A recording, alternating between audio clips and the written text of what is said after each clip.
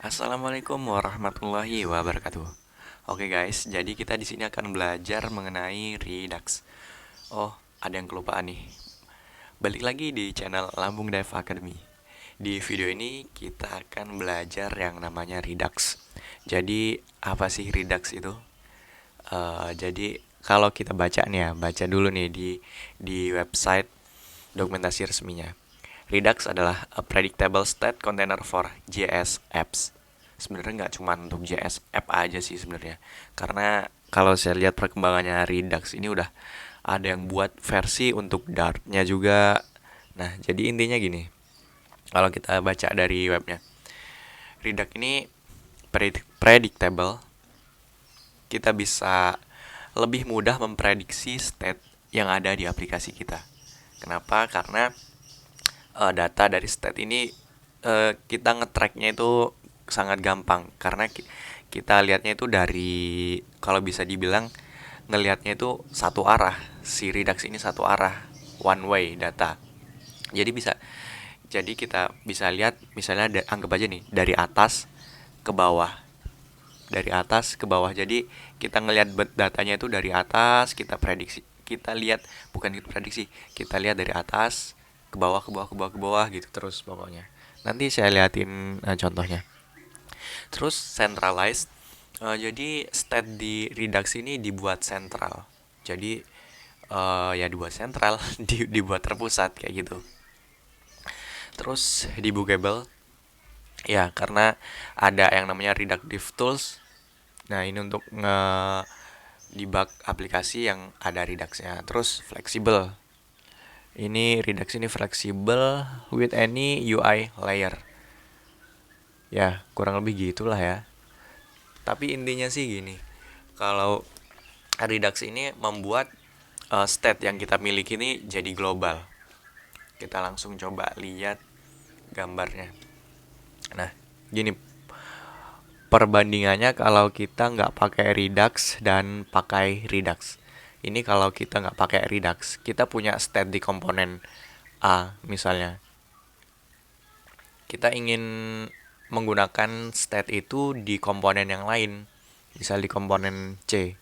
Nah, ini kita nih harus nge-pass propsnya itu berulang kali. Dari sini state-nya dimasukin ke props komponen selanjutnya, dari komponen selanjutnya lagi di passing lagi ke komponen yang selanjutnya lagi.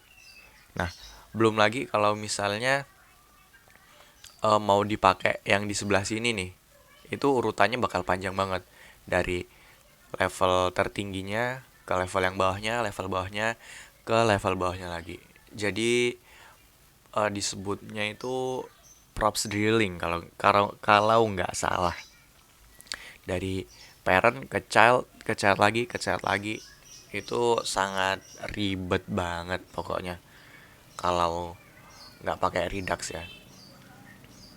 Belum lagi kalau kita misalnya ingin dari bawah nih, komponen dari bawah, state dari bawah ingin dipakai ke dari child ke parentnya, itu makin ribet lagi. Jadi lahirlah si Redux untuk mengatasi hal tersebut. Jadi semua state ini dibuatnya jadi global. Jadi kita nggak perlu dari atas ke bawah sini, ke bawah sini, ke bawah sini, nggak perlu lagi. Jadi stepnya ini global. Jadi kita langsung akses ke global step, langsung ke atas, ke atas, ke atas, ke atas, langsung ke globalnya ya. Jadi dengan Redux ini jadi lebih mudah lah. Jadi lebih mudah untuk manajemen state-nya. Nah, ada lagi selain Redux, yaitu namanya MobX. Untuk perbandingan Redux dan MobX kurang lebih sih uh, kalau Redux ini fungsional, dia fungsional banget. Tapi kalau si MobX ini cocok, sangat cocok untuk OOP, kurang lebih gitu. Ya nanti kita kapan-kapan akan buatin videonya ya untuk perbandingan antara Redux dan MobX. Untuk pengenalannya mungkin itu kita sambil saya nanti jelasin ini saya coba install Redux-nya dulu. Oh, ada juga yang namanya Redux Toolkit. Nah, Redux Toolkit ini tools untuk membuat uh, Redux yang kita miliki itu jadi lebih singkat, lebih mudah di maintenance gitulah. Nanti kita akan belajar juga Redux Toolkit. Kita install Redux dulu ya. Bukan Redux Toolkit, ini nanti aja.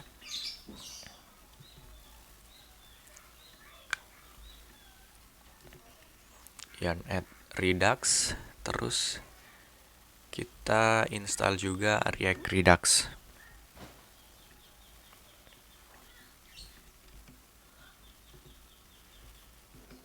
React Redux ini udah support TypeScript belum ya? Kita coba dulu deh. Nah, sambil saya jelasin, sebenarnya Redux ini mudah, nggak susah seperti yang dibayangkan. Dulu saya juga belajar Redux sih agak susah sih.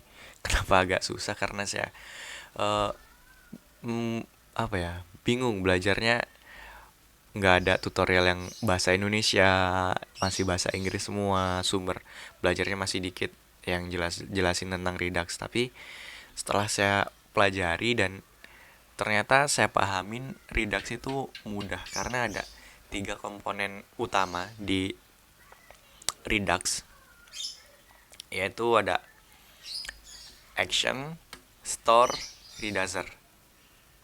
Ingat 3 ini aja.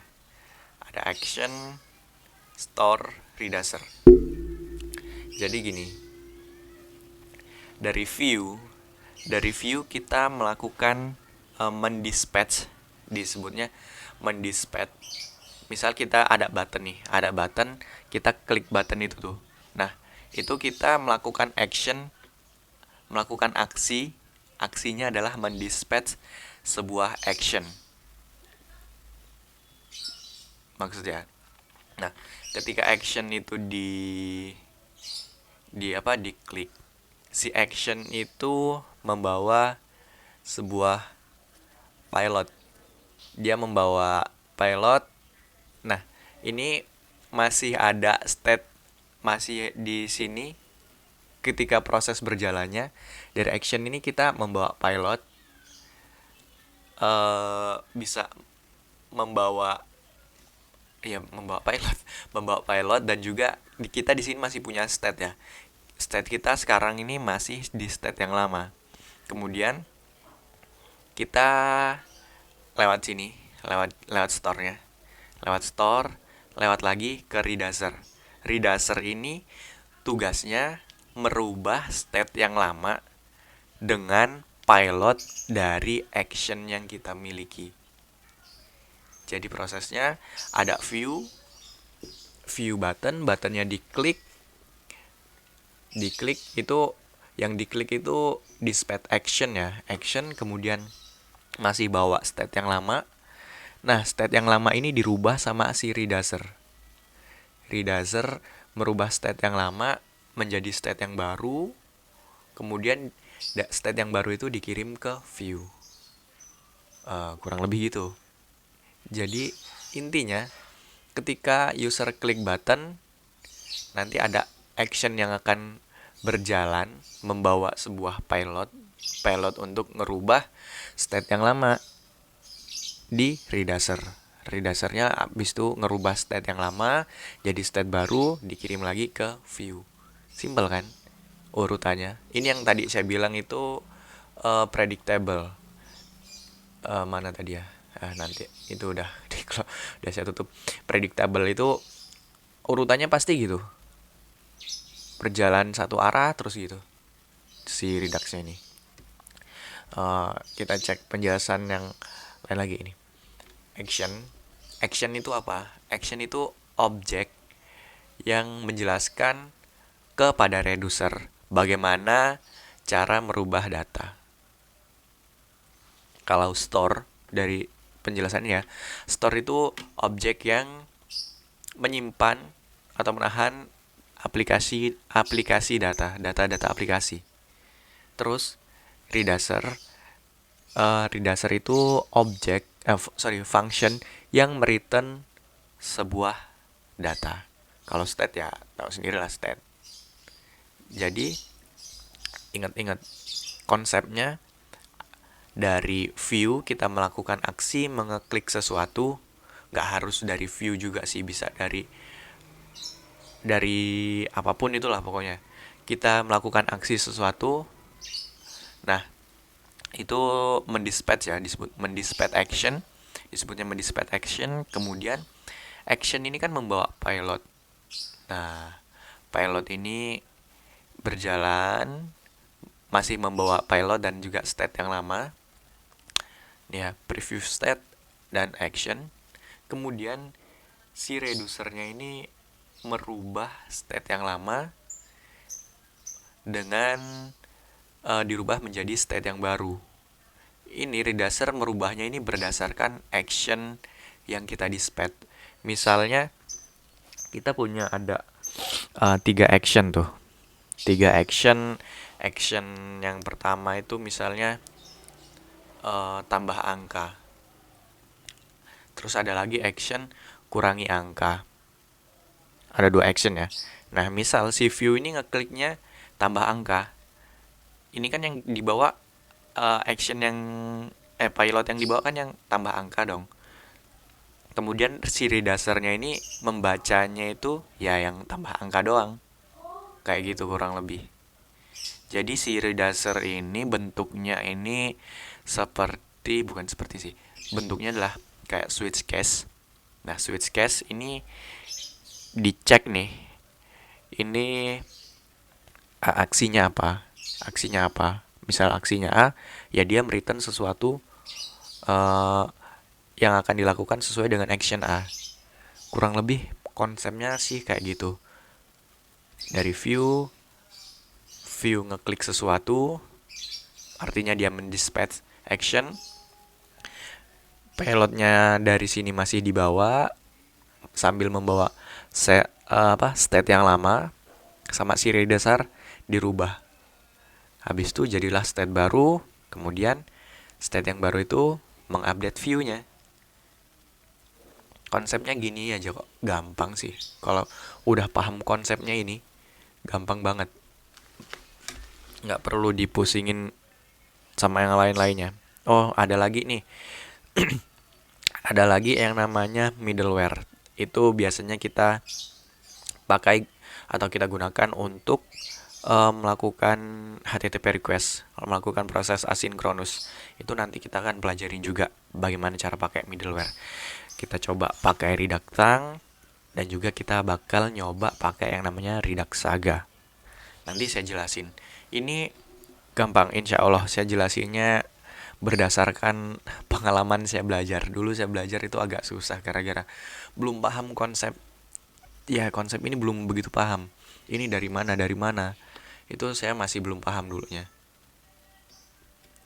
Dan sekarang juga kita udah terbantu di Redux ini ada hooks-nya juga. Jadi kita untuk melakukan sesuatu itu jadi lebih mudah, lebih singkat sih penulisan code-nya karena udah ada Redux, udah ada hooks-nya. Jadi sekali lagi saya mau ngingetin, pertama view melakukan aksi, mendispatch action ya.